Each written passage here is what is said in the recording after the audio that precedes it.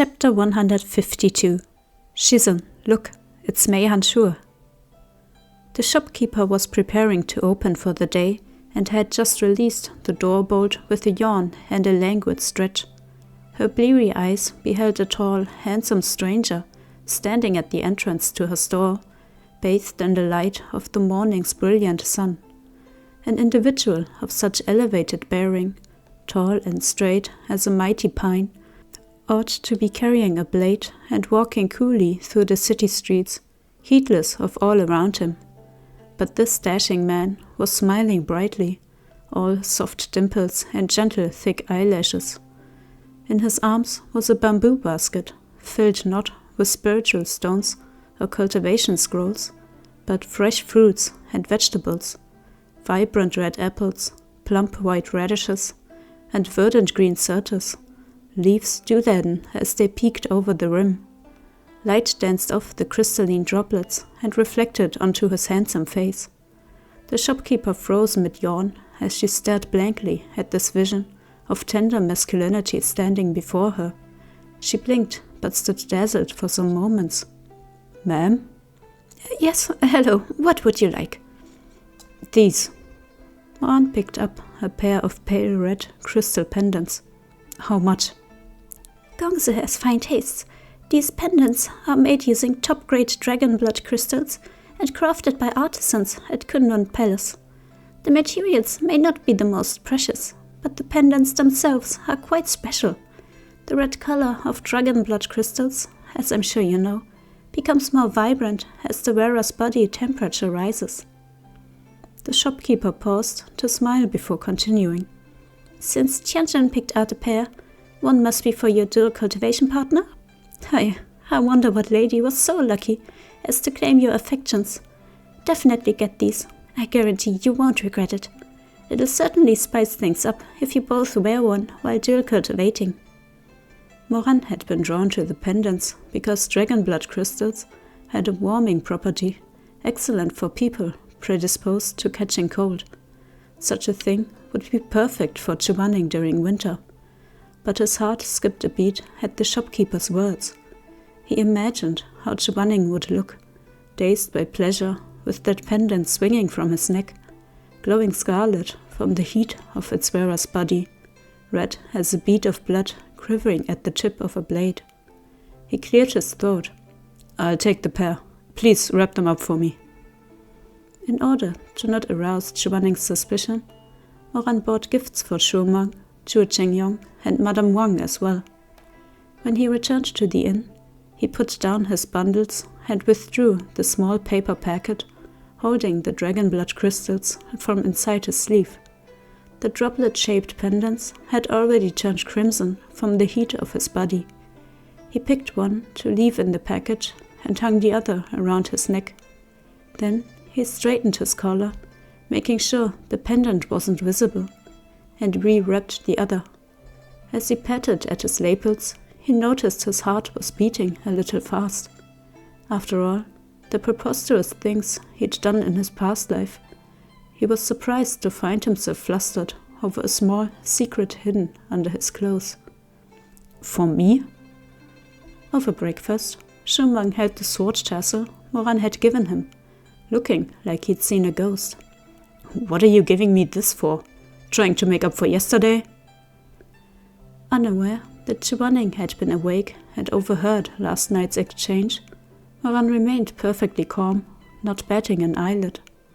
The same could not be said of Chuaning.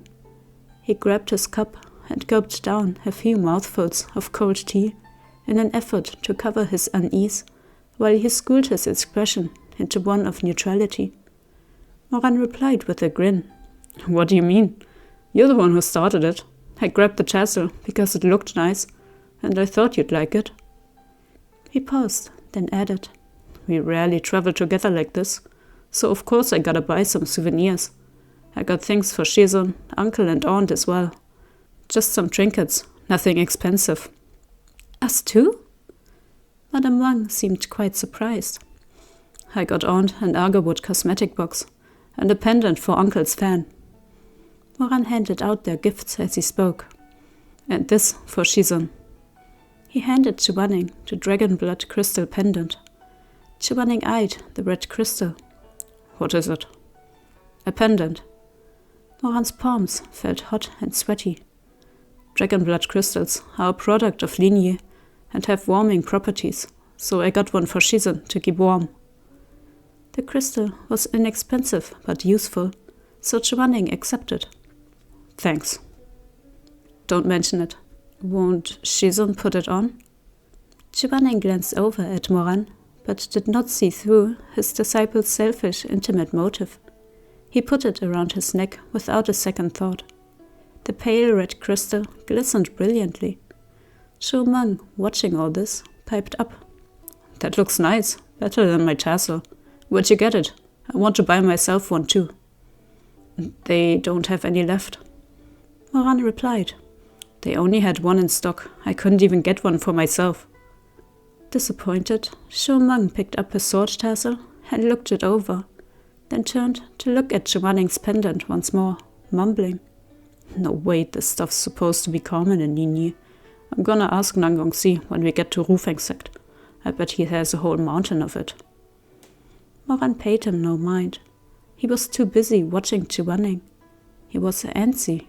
Xue Meng hadn't tucked the pendant inside his clothes, next to his skin, but left it hanging on the outside instead. After biting his tongue for a while, he said, "Shizun, the pendant isn't meant to be worn over your clothes." "You have to put it inside." He leaned over to tuck the pendant in for Xue Meng, but he moved too close, too fast. The heat of his breath burned Xue Meng's ear, and he was unceremoniously shoved away. Xue Meng's features were cold and stern, lashes lowered over downcast eyes. But Moran had gotten a close look this time. Xue Meng's ears were pink as a haitung blossom, pitiful and adorable. Moran wanted to kiss one, to put that trembling petal between his lips and suck. But he was also somewhat surprised. Why was Xue Meng blushing? He hadn't done anything inappropriate. Was arranging the pendant for him such a big deal? As he mulled it over, he suddenly remembered the words he'd just spoken. "You have to put it inside." Moran momentarily froze, and his face turned red as well. If not for his tanned complexion, he'd probably be even redder than Xue Meng. He swore he hadn't meant anything suggestive when he'd said that. Then astonishment set in. If even his mind had gone to the gutter, then how had Xue Meng's with all his propriety? No matter how he thought about it, he couldn't figure it out. Even when Xue Meng, ears pink and face glum, stuffed the pendant into his clothing without a word, Moran was still none the wiser. That wooden wall, no thicker than the width of a few fingers, had blocked Taxianjun from so much the night before. He'd missed the ripening of the first haitung fruit of spring, missed a Xue Meng made of flesh and blood, who'd stumbled into the muddy swamp of carnal desire. He knew nothing of what had happened on the bed on the other side of the wall. He didn't know that this morning's Xue Meng was still caught in yesterday's mire, heart-throbbing with his love-born desire, and filled with shame because of it, overly sensitive because of it. Still haunted by his dream and the filthy words contained therein, still desperate to suppress evidence of that vision, Xue Meng had uncharacteristically read dirty thoughts into such a simple sentence. Xue Meng looked up and shot Moran a quick glance. His chest felt a little hot. He must still have an excess of internal heat from yesterday. He reached for the handle of the teapot, only to be beaten to it by Moran. "Don't drink so much cold tea. It's bad for your stomach." Xue Meng said nothing, but stared at him with one hand outstretched, indicating that he'd like the cold tea anyway. "Thank you." "I'll get you a cup of hot tea instead." "There's no need." But Moran had already gone to find the shopkeeper, returning after a few minutes with a pot of fresh-boiled tea, which he poured into a cup for Xue Meng. "Here you go, Shizun." He's right, Yu Heng. You should drink your tea hot. Cold tea really isn't good for your health, said Xue Chengyong. Chuaning had no choice but to accept the steaming cup of tea. He blew on it a little, then set it down without taking a sip. His insides were hot enough. Any warmer, and he feared that last layer of thin ice in his gaze would melt and allow his unrestrained lustful feelings to overflow. He feared that if their eyes were to meet, there would be no way to hide his embarrassing thoughts. And if that were to happen, how could he, the Baidu immortal, face anyone ever again? As they finished breakfast and got ready to leave, a new group came in.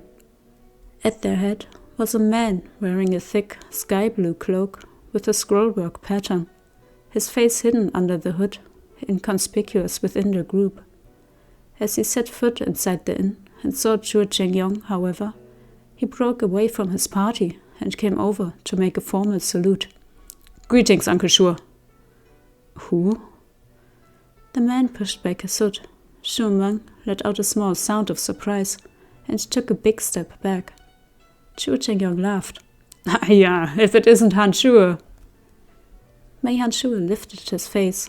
His skin was fair, and with his high nose bridge and defined brows, framing deep-set eyes, he possessed an exotic handsomeness that set him apart from the rest.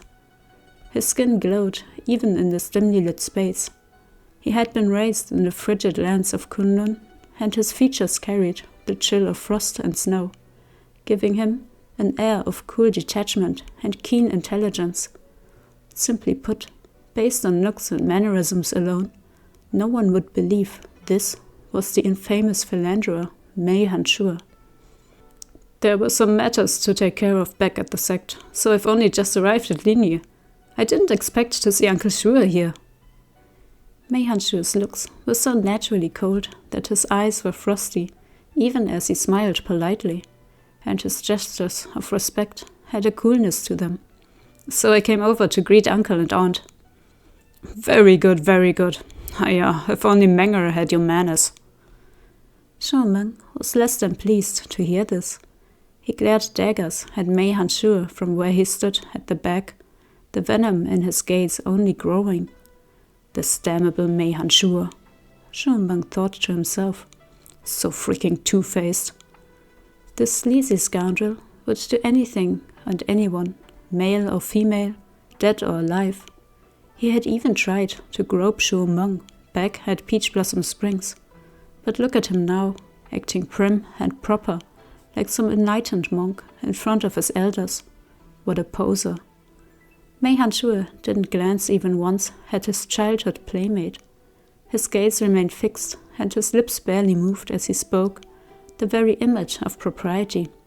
"Uncle Jess, Xue Gongzi is the darling of the heavens, and the winner of the spiritual mountain competition. I'm sure he is outstanding in other respects." "That's right, Dad. I beat this guy before, you know." Menge. Embarrassed, Madame Wang tugged at Xue Meng's sleeve. The irascible little phoenix reluctantly subsided, though he continued to mutter under his breath, puffing fire from his nostrils. Mei Han Xue asked, "Is Uncle heading to Rufeng sect?" "Well, it's about time. There's no harm getting there a little early. If nothing else, Nangong Liu has an abundance of rooms to spare. Didn't he say something about turning the whole city into guest lodging for the months before and after the wedding?" Xue Chengyong said with a laugh, "We're gonna head over first. That way the youngsters can spend some time getting to know each other too." At that, he glanced over at Xue Meng, his matchmaking intentions none too subtle. Xue Meng abruptly went quiet. "Is Han Xue not going straight to Rufeng sect?" "I have some errands to run for the sect master, and I need to purchase a considerable number of spiritual stones, so I'll be staying in Dai City for a few more days. It won't be too late to arrive the day before the wedding." Xue Meng muttered under his breath. "Yeah, right.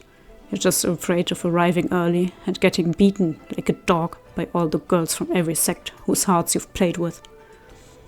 "What was that, Mamang?" Moran, who had been listening, teased. "Something about a dog?" Xue Meng humphed and crossed his arms. Nothing. I was reciting cultivation scripture. Sure, the may-be-gone scripture. You shut up. At the sound of their bickering, Mei Hanshua finally deigned to glance over. Their eyes met, and Xue Meng paused. Something was off about Mei Hanshua. He was acting completely weird. When last they'd met, it'd been at Peach Blossom Springs, and that sleazy playboy had been shooting seductive glances in every direction. His eyes had seemed like they'd smile even when angry. But the eyes of the person in front of Xue Meng now had not even the slightest inclination toward flirtation, much less any seductive glances to shoot. His gaze was icy cold, logical, and admirably restrained. These eyes seemed like they'd be angry even when smiling. Xue Meng blinked, rooted in place, as he recalled how Mei Hanshua had led the disciples of Tashua Palace in battle at the Heavenly Rift. The way he had acted so serious in front of everyone. He couldn't help the flash of anger that burned through him. How was this guy so good at pretending? How did he fake it so well? This duplicitous beast. The scum in gentleman's clothing. Hey Menger, where are you going? It's too stuffy in here. I'll wait outside. Don't come out till you're done chatting. With this, Xue Meng strode toward the door, flipped the curtain, and left in a huff. The poor darling of the heavens was far too vexed. He really didn't get it. The whole damn room had that sleazy stink. How come no one else could tell? Infuriating.